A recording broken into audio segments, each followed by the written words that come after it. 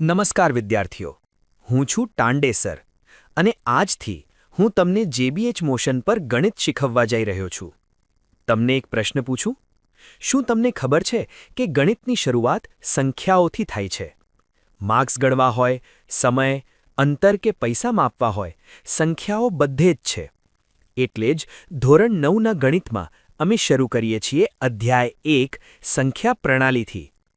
આ અધ્યાયમાં હું તમને સમજાવીશ સંખ્યાઓ ખરેખર શું છે અને વિવિધ પ્રકારની સંખ્યાઓ કેમ જરૂરી છે. એક પછી એક આપણે શીખીશું સંખ્યા પ્રણાલી શું છે, અપરિમેય અને વાસ્તવિક સંખ્યાઓ, દશાંશ સ્વરૂપ, સંખ્યા રેખા પર સંખ્યાઓ, સંખ્યાઓના ગુણધર્મો અને ઘાતના નિયમો.